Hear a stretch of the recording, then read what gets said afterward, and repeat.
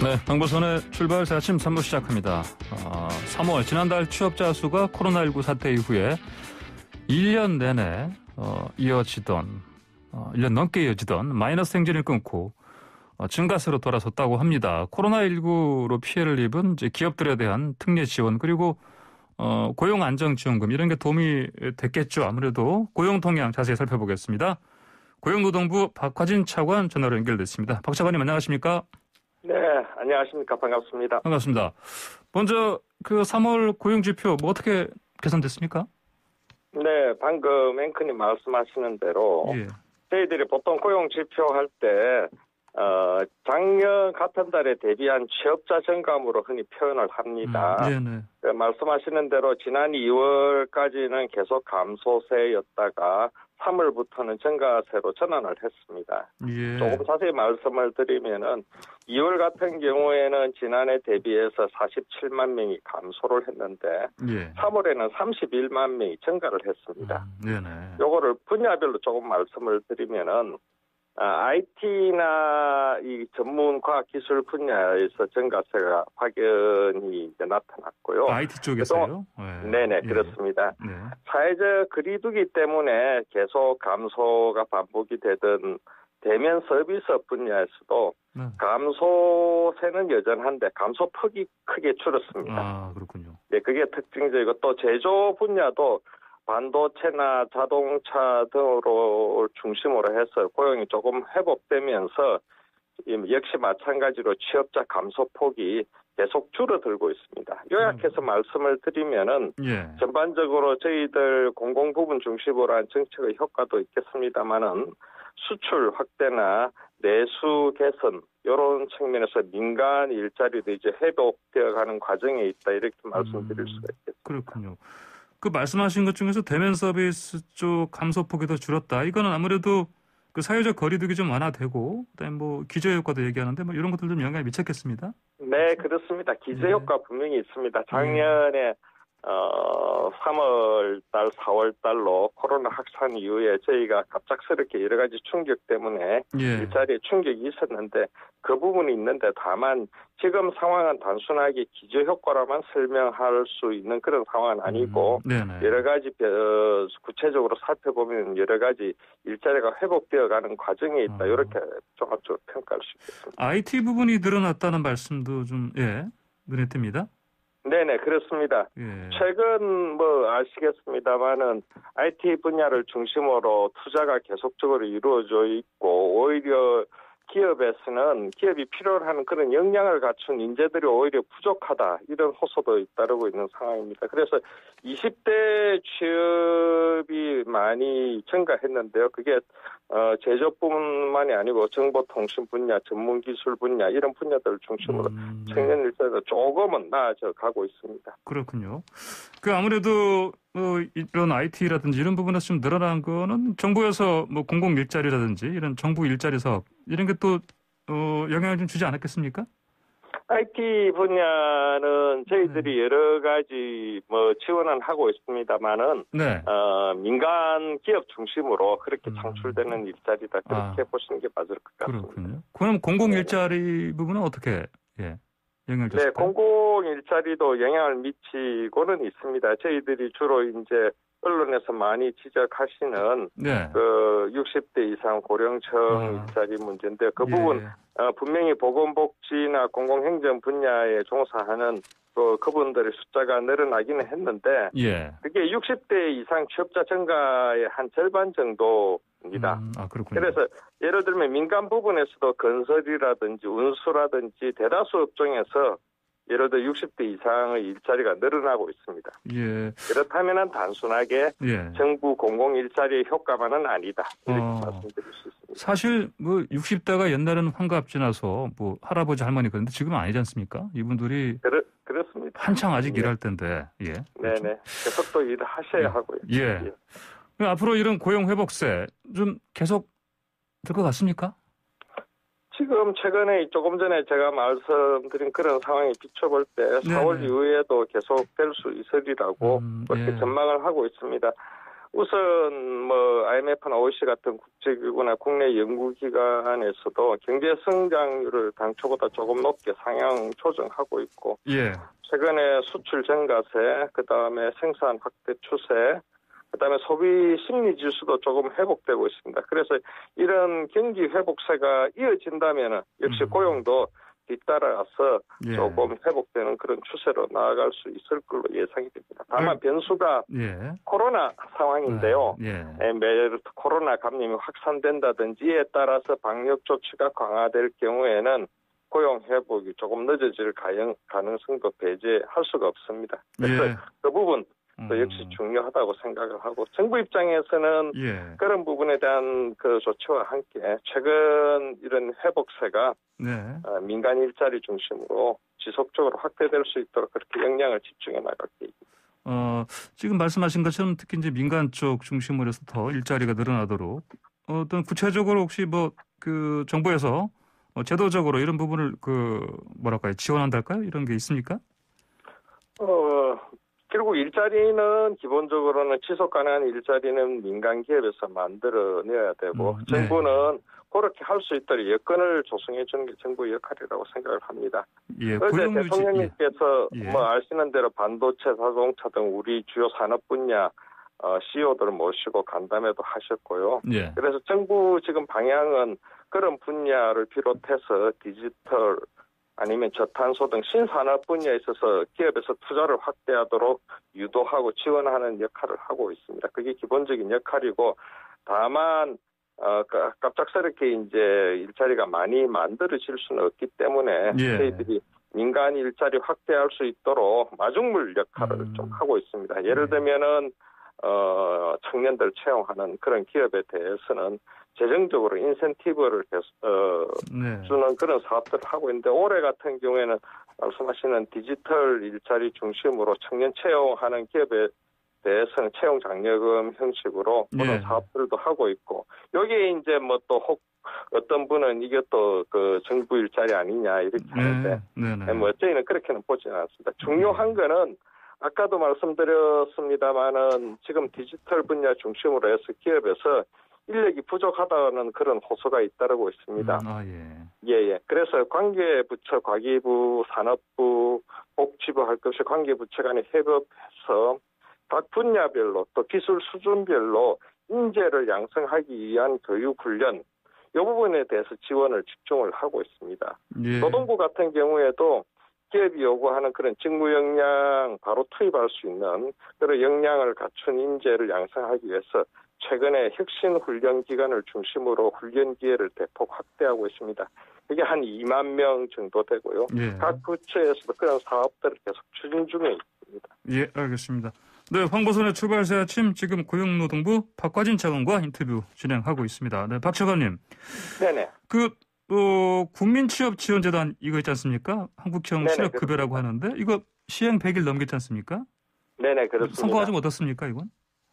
지금 현재 이제 3월 넘어서 4월인데요. 예. 저희가 연간 당초에는 한 59만 명, 그래서 조금 추경으로 늘려서 64만 명 정도를 목표로 하고 있고, 예. 연초에 신청이 많이 집중이 되었습니다. 그래서 이분들이 제가 지금 기억하기로 한 24만 명 정도가 이미 신청을 해서 그분들에 대해서 저희들이 자격이 있는지를 판단을 해서 필요한 상담도 하고 취업활동 계획도 세우도록 하고 또 필요한 저소득인 분들에 대해서는 구직 촉진 수당으로 수당도 지급하고 해서 그런 사업이 진행이 되고 있습니다. 지금 사업 초기이기 때문에 여러 가지 지적이 있을 수가 있는데 그런 문제점 지적에 대해서는 저희들이 신속하게 대응해서 문제점을 보완하면서 사업을 추진하도록 하겠습니다. 그 문제점 말씀하시는 건 구직 촉진 수당 이거 말씀하시는 거죠? 구직 왜 그러냐면은 주로 이제 저희들이 고용보험 제도가 예를 들면은 중간에 일을 하다가 중간에 실업되신 분들한테는 실업급여를 지원을 하면서 동시에 이분들에게 필요한 일자리, 훈련 이런 것들을 제공하는 프로그램이 고용보험 제도입니다.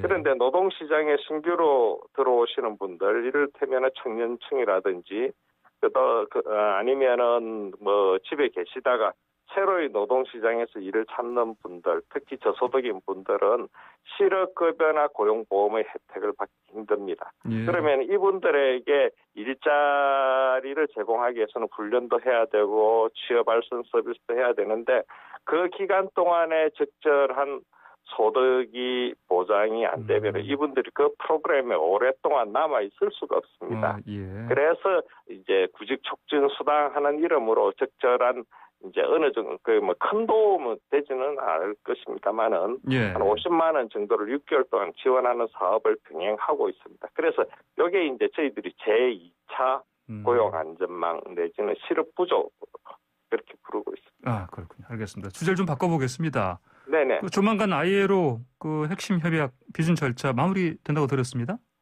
네네, 그렇습니다. 예. 주요 내용이 좀 어떤 겁니까? 예. 조금 설명을 드리면은, 예. ILO는 아시는 분은 다 아시는데, 이게 유엔 산하기구 중에 하나입니다. 국제노동기구라고 부르는데요. 아시는 것처럼 WHO 뭐 이런 게 세계보건기구처럼 유엔 산하기구고 노동 분야에 있어서 이제 국제규범을 마련을 하고 또 그거 각국의 준수토록 권고하고 하는 그런 역할을 하고 있는데 ILO에서 가장 중요하게 한 190개 정도의 규범 협약을 만들었습니다. 예. 그중에서 4개 분야의 협약을 기본 협약 내지 핵심 협약이라고 합니다. 아동노동을 금지하자, 예. 고용상의 차별을 금지하자, 강제노동을 금지하자. 또 한 가지가 제일 중요하다고 보는데요. 예. 결사의 자유 또는 단결권을 보장하라 하는 게 이제 결사의 자유 협약입니다. 예. 그동안 우리나라는 아동노동 금지나 차별 금지 분야는 다 협약을 비준을 했는데 예. 이번에 2월 국회에서 결사의 자유에 관한 2개 협약, 그다음에 강제노동에 관한 협약을 비준하는데 동의를 했습니다. 그래서 그렇군요. 정부에서 이 4월 중에 3개 협약의 비준서를 ILO에 기탁을 하게 됩니다. 그러면은 1년 뒤에 ILO 협약이 국내에서도 적용을 받게 됩니다. 1년 뒤부터요? 제가 하나만 설명드리면은 결사의 자유 협약이라는 건 여러 가지 이제 규범들이 있는데 가장 기본적인 게 근로자나 사용자가 자율적으로 단체를 수립하고 가입할 수 있도록 그 자율성을 보장하라. 이런 그런 핵심적인 내용을 하고 있습니다. 알겠습니다. 마지막 말 하나 더 짧게 여쭙겠습니다. 그 다음 주에 최저임금 전원회의 열리지 않습니까? 그렇죠? 예. 그럼 이번 정부의 어쩌면 마지막 최저임금 설정이 아니겠습니까, 이게? 네네, 그렇습니다. 예. 어떤 방향으로 가는 겁니까?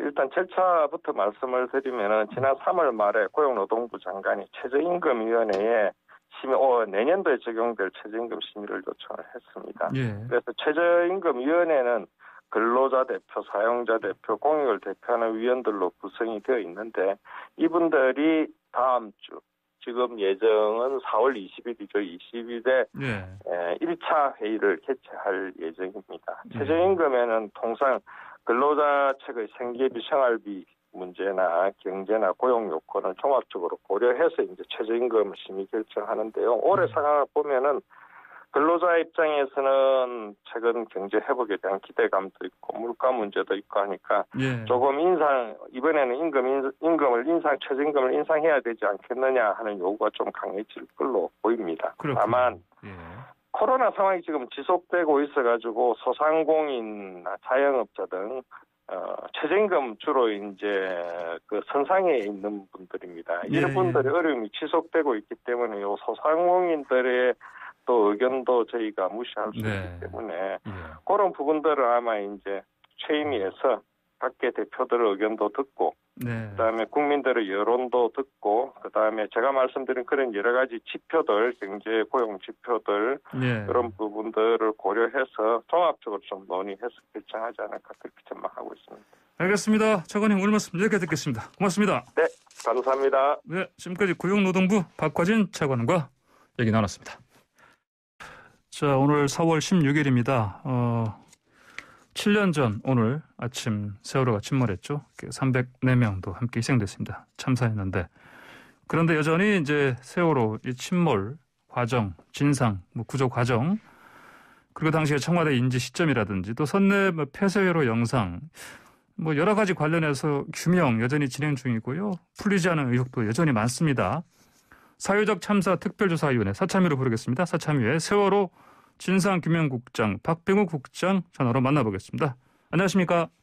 예, 안녕하세요. 예, 그 먼저 이 사참위 언제 만들어졌죠? 예, 저희들이 2018년 12월 11일 날 저희들이 이제 출발을 했습니다. 아, 그렇군요. 그러면 이제 2년 넘게 활동 중인데 지금 한번 연장을 했죠? 활동 기간을? 예, 맞습니다. 언제까지입니까, 이제 활동 기간? 예, 내년 6월까지 조사하고 보고서 3개월. 그래서 이제 9월까지 내년 9월까지도 생각했습니다. 아, 그렇군요. 뭐 인력은 좀 어떻습니까? 예, 인력은 아직 전혀 충원이 되지 못했고요. 예. 현재 그 인원 그대로 하고 있습니다. 아, 그렇군요. 이제 조사위원회니까 조사관들이 중요할 텐데 조사관들 인력은 좀 어떻습니까? 예, 저희들이 이제 시행령이 통과가 돼야지 그게 조금 더 충원이 한 12명 정도 되거든요. 아, 그래요? 아직 시행령이 통과가 안 돼서요. 지금 몇 명이길래요? 지금은? 지금 총원 29명 정원으로 하고 있습니다. 아, 그렇군요. 예. 그러면은 자, 최근에 박 국장님 기자간담회 열었는데 그때 이제 주로 어떤 내용 알리려고 하셨던 건가요? 간단히 정리해 주시죠. 두 가지인데요. 그 조사 결과에 대해서 브리핑을 또 드려야 되고, 그다음에 이제 앞으로 할 일 그리고 현안에 뭐가 있는지 여러 간단하게 그렇게 합니다. 예, 그렇군요. 그러면은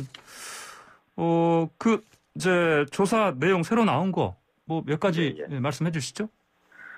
예, 저희들이 이번에 그 현안으로 발표한 게 이제 박정원 조사가 아직 진행 중이어서 또 많은 언론 국민들이 관심을 가지고 계셔서 그거에 대해서 잠깐 말씀드리면 3년 동안 그 세월호 참사가 일어나고 3년 동안 국정원이 본인들이 이제 정보 보고를 낼 거 아닙니까? 스스로 자체적으로.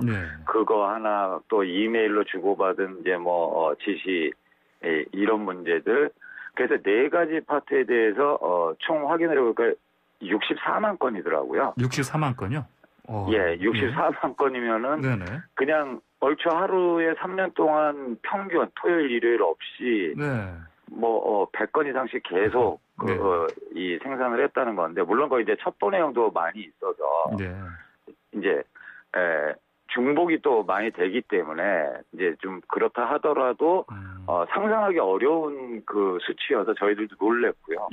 거기에 대해서 그 제목 일단 국정원하고 협의를 해서 그 64만 건에 대해서는 이제 전수 제목을 열람하고 있고 거의 다 했습니다. 아, 그렇습니까? 예. 그리고 이제 그다음에 이제 항적에 관련해서 왜냐하면 항적이라는 건 너무 중요한 거거든요. 이 해상 사고가 나면 이 자동차 GPS처럼 자기 이 정보 그리고 위치 정보를 GPS로 수신해서 계속 발신하고 있는데 막상 사고가 딱 발생을 하면 당연히 그 사고 장소가 몇 미터 단위의 오차 없이 그냥 딱 찍어서 여기가 사고 장소니까 거기를 이제 구조대를 탁탁 보내고 하는 대한민국 모든 그 영해 그런 시스템이 다 돼 있었습니다.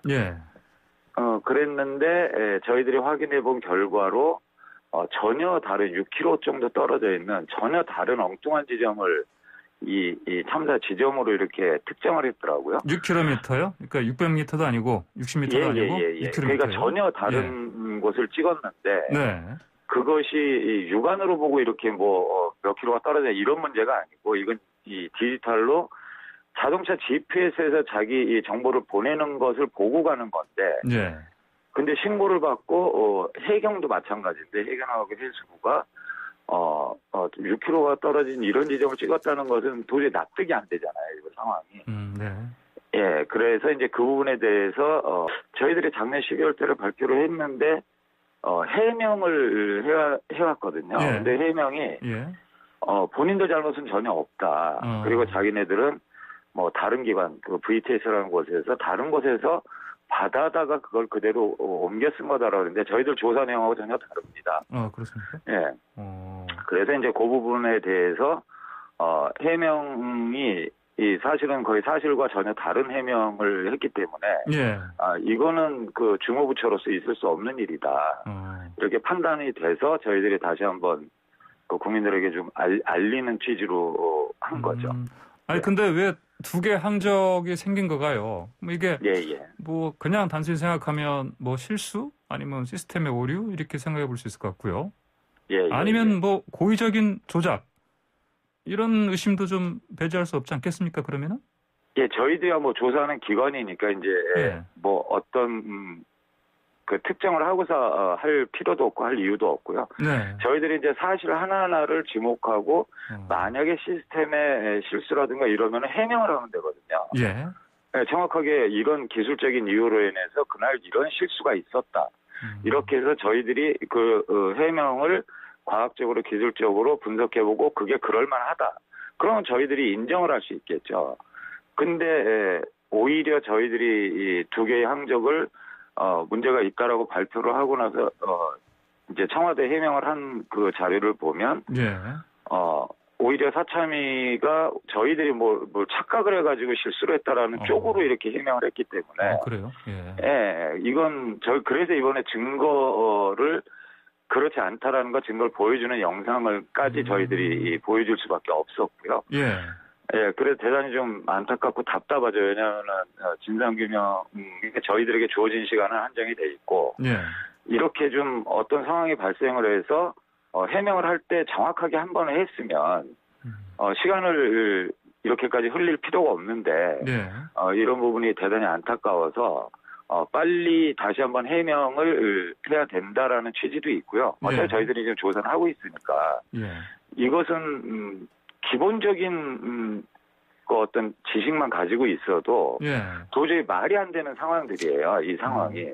어떻게 하나의 배가 두 개의 항적을 보여줄 수 있겠습니까?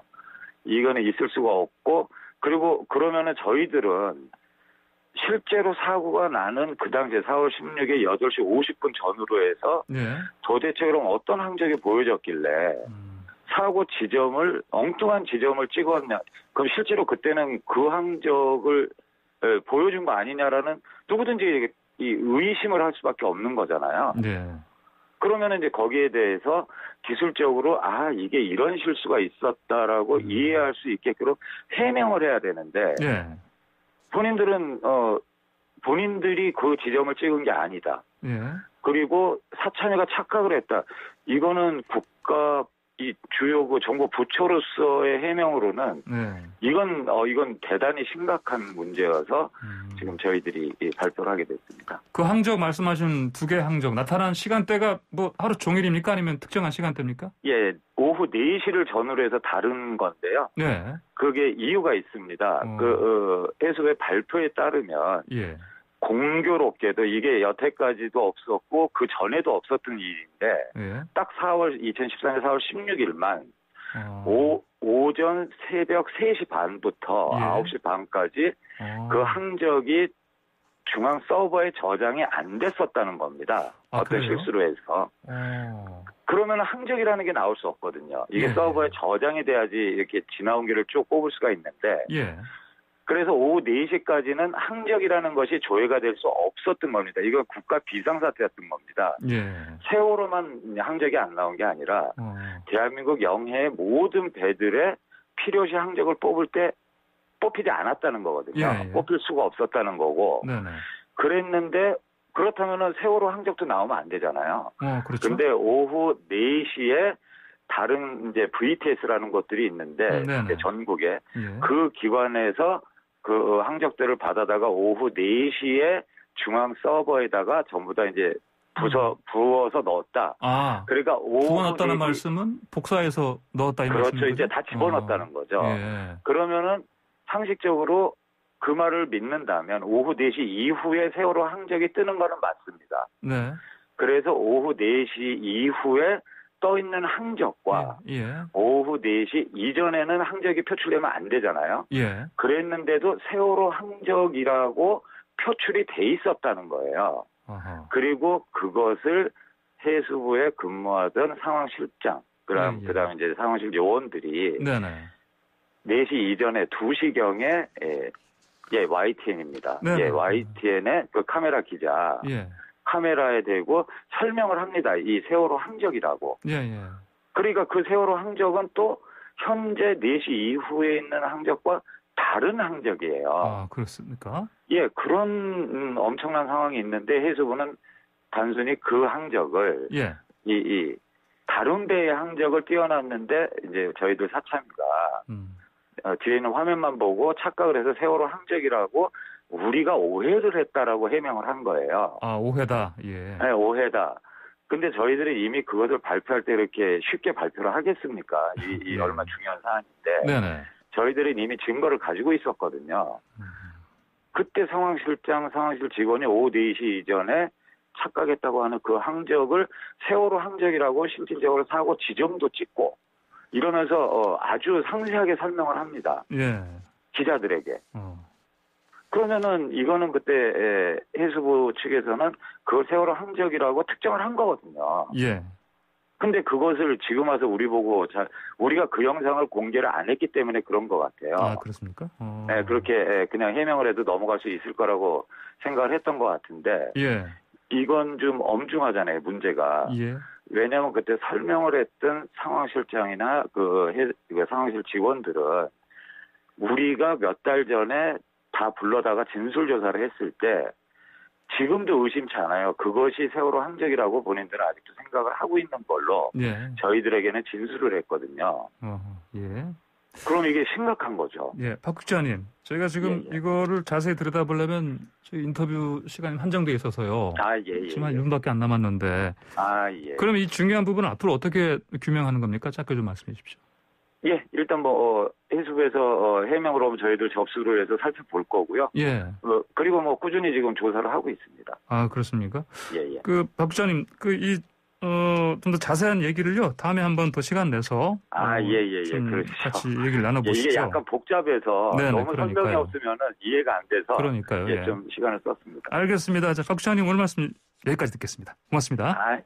감사합니다. 예, 지금까지 사참위 박병우 세월호 진상규명국장이었습니다. 네, 황보선의 출발해서 지금 3부 마치고요. 잠시 뒤 4부에서는 정세현 민주평등 수석 부의장과 함께 북한 동향 좀 자세히 살펴보겠습니다. 네, 황보선의 출발해서 지금 4부 시작합니다. 저 방금 전에 휴대전화 문자 메시지로요. 1193님께서 각 방송사 명품 앵커라고 여러분들 이름을 보내주셨는데 저희 YTN은 보니까요. 호준석 앵커, 김선영 앵커가 명품 앵커다 이렇게 보내주셨습니다. 저도 이 명단에 들 수 있도록 정말 최대한 노력하겠습니다. 자, 앞으로 잠시 뒤 북한 동향 좀 알아볼 텐데요. 의견 주실 분들은요. 샵 0941 50원 유료 문자로 보내주시기 바랍니다. 자, 정세현 부의장님 안녕하십니까? 예. 안녕하세요. 오래 기다리셨습니다. 저기 어제 북한 태양절이었는데 지금 보니까 코로나가 닥친 지난해와 달리 다양한 행사 또 올해는 보니까 연이다 보니까 열었고 축제 분위기도 하고 보니까 근데 어떻습니까? 특별하게 우리가 언급할 만한 아주 이벤트성 행사 이런 건 없었죠? 그래도?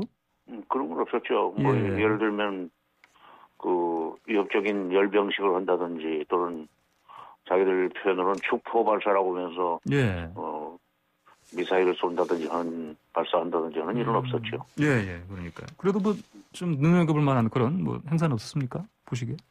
아니 근데 이건 무슨 유념할 만한 사건이라는 것은 사고를 쳐야 되는데 그건 없고 지금 북한은 금년부터 새로운 경제개발 5개년 계획을 시작했습니다. 그래서 1월 초에 전당 당대회를 열고 바로 한 달도 채 안 돼서 당 중앙위원회 전원회 확대회의라는 걸 열고 당 중앙군사위원회 확대회의, 내각 확대회의, 그리고는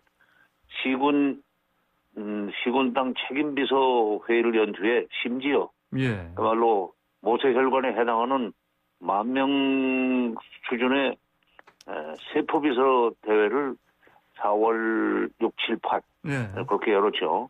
이렇게까지 지금 주로 이 당 조직을 정비하는 연장선상에서 금년 말하자면 금년도 계획의 1차 년도에 2분기에 들어가는 거 아닙니까? 4월이면 이거를 잘 좀 추진해 나가야 되겠다. 이렇게 인민들한테 메시지를 보내려면은 어저께 행사를 예년에 비해서 좀 축하 분위기를 띄울 필요가 있죠. 어저께 그래서 보니까 주로 이제 김일성 업적을 그 인민들한테 주민들한테 교육시키는 그런 프로그램들을 내보내던데 예상 대부분 어저께 그러니까 뭐 북한이 SLBM 발사하지 않나, 그러니까 또는 무슨 뭐 핵실험하지 않나 하는 식으로 예상을 했었죠. 그러나 그런 일은 없었습니다. 이유는 간단합니다. 지금 미국의 대북 정책이 성안 중이잖아요. 아직 그렇죠. 지금 전혀 그 모습도 얼개도 드러나지 않고 있는 상황에서 괜히 미국을 자극해가지고 미국이 북한을 압박할 수밖에 없는 일을 왜 자초하겠습니까? 그러니까요. 어저께는 자축 행사로 지나갔죠. 그렇군요. 근데 저 심포조선소에서 그 SLBM 시험용 바지선 좀 움직였다 이것도 하시는 그런 원위치로 그냥 맞습니다 보니까. 그렇죠. 그러니까 그것도 일종의 북한이 이제 그 당대회 때 1월 달에 당대회 때 김정은 총비서가 한 말이 있잖아요. 미국에 대해서는 강대강. 선대 선으로 나가겠다. 남쪽에 대해서는 남쪽이 합의를 이행하는 만큼 거기에 상응하는 조치를 북한도 취하겠다 이렇게 딱 상호주의로 걸어놨는데 지금 그 미국에서 이제 가끔 좀 대북 강경 발언이 나오잖아요. 보수적인 목소리지만 이런 거를 의식해서 SLBM을 쏠 수도 있다는 것은 제스처만 취하고 다시 들어간 거죠. 건드리지 말라. 알겠습니다. 이거 있으니까 조심해라. 지금 새벽에 보니까 어제까지는 없었는데 소식이요. 김정은 위원장이 금수산 태양궁전 참배했네요 보니까요. 당연하죠. 자, 보니까 근데 할아버지인데. 그러니까. 어쨌든 작년에는 안 했지 않습니까? 그래서. 작년에 코로나 때문에. 코로나 때문에. 그러면서 근데 보니까 그 언론 보도 봤더니 그 최측근 3인방 데리고 갔다. 뭐 이것도 특별한 의미가 있지 않냐? 최측근 3인방이요. 최측근 3인방. 그러니까 아니 그건 뭐 당연한 거죠. 그것도. 박정천 군참모총장, 그다음에 조영원 단 조직비서 비롯해서 이제 뭐 김여정 당 부부장, 현송월 당 부부장 그리고 부인 리 여사 이렇게 데리고 갔는데 이거 뭐 어떻게 해석하면 좋겠습니까? 조영원 씨는 뭐 사실상 지금 넘버 2가 됐어요. 최룡해가 원래는 서열상으로 2번인데 권력상으로는 지금 조영원 조직비서가 서열 2번이 된 것 같습니다. 그다음에 그 총참모장 데리고 가는 것은 그것도 일종의 그 군사적인 의미가 있죠. 그 군사력을 강화해서 미국이 만약 북한을 군사적으로 압박하고 들어오면 얼마든지 우리가 거기에 대응할 준비가 되어 있습니다. 소령님 그런 뜻이죠. 김일성한테. 그다음에 이제 그 뭐 이설주 데리고 가는 거야 당연하고 그 손주 며느리니까. 그다음에 현송월은 거기가 요즘 보니까 선전선동 쪽에서 부부장점 일을 하는 것 같아요. 김여정도 물론 당연히 손녀니까 데리고 가죠. 그렇군요. 자, 근데 분이 미 정보 당국에서 이제 뭐 이번에는 당연히 말씀하신 것처럼 이미 예측하신 것 같은데 뭐 도발은 뭐 무력시는 안 할 것이다. 그랬는데 이후로 이제 뭐 ICBM 발사도 검토하고 있는 거 아니냐 이런 전망도 나오는데 원론적인 전망 아닙니까? 근데 뭐 그 미군 쪽에서 그런 얘기를 하대요. 그런데 뭐 그 미국의 그 군부는 항상 워스트 케이스 시나리오를 먼저 그 전제하고 거기에 대응을 하는 습관이 있죠. 유비무한 자세로. 그런데 그런 의미에서는 실제 상황과는 관계가 없는 정보고. 그러나 이제 미국의 대북 정책이 4월 말에 모습을 드러낼지 5월 초에 모습을 드러낼지 모르지만 그게 별로 마음에 안 들면 조금 미국의 심기를 건드릴 수 있는 그런 그 조치를 군사행위를 할 가능성은 여전히 남아 있다고 봅니다. 그 심기 말씀하시니까 어제 그 북한 태양절 딱 이 날짜에 지금 미국 의회에서요. 그 대북 전단 금지법 청문회 열지 않습니까? 이게 우리 시간 어젯밤 늦게 시작됐지 않습니까? 이게 우리 시간 11시쯤 했을 거예요. 미국 시간 10시에 시작했으니까. 예. 그러니까요. 네. 왜 하필 그 북한 태양절 맞아가지고 이렇게 했을까요, 이거요? 그 수전 솔티가 그런 걸 잘 계산한 것 같아요. 그렇습니까? 예.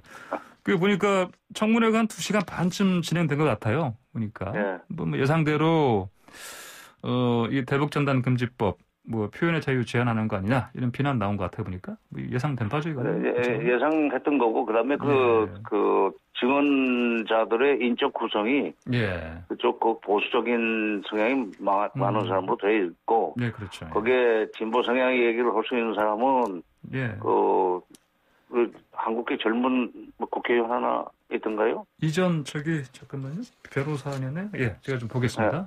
있고 하나 있고. 근데 거기는 이제 양비론적으로 얘기를 했더군요. 근데 우리 쪽에서는 소위 접경 지역의 현실, 그다음에 삐라 뿌리는 탈북 단체 말고 보통 탈북민들의 그 정서를 반영할 수 있는 사람이 하나 들어갔습니다. 다행히도. 전수미 변호사라고. 네, 전수미 변호사. 전수미 변호사라고.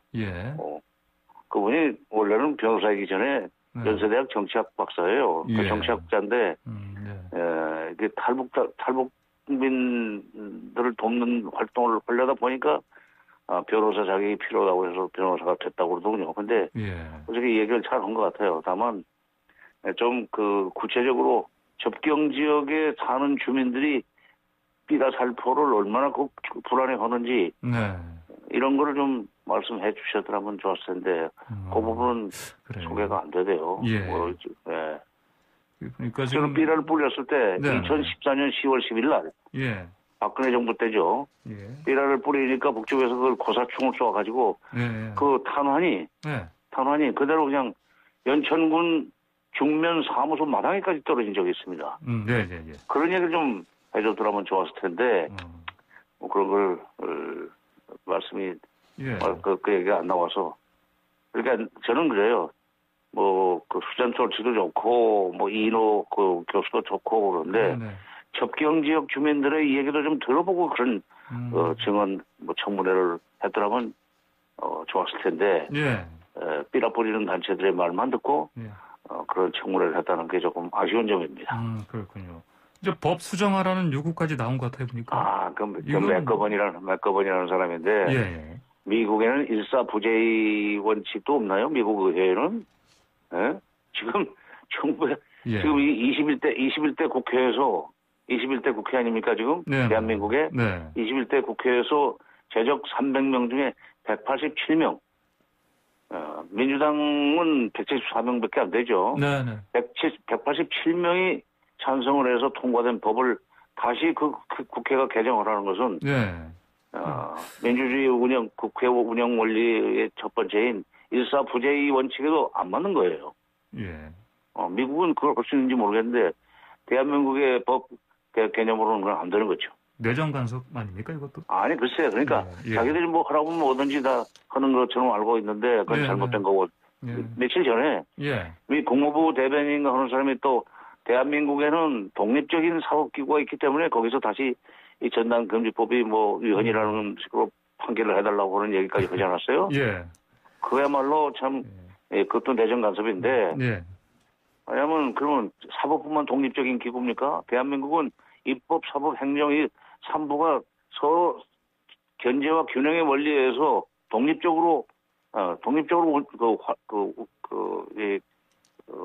자기 활동을 하면서도 견제와 균형 원리를 지켜가고 있지 않습니까? 그러니까 행정부와는 다른 입법부에서 제정한 법을 또 행정부와 다른 사법부에서 그걸 무효라, 위헌이다 하는 식으로 결정해 주라는 그것도 좀 너무 나간 거죠. 알겠습니다. 좀 시간이 좀 제한이 있어서요.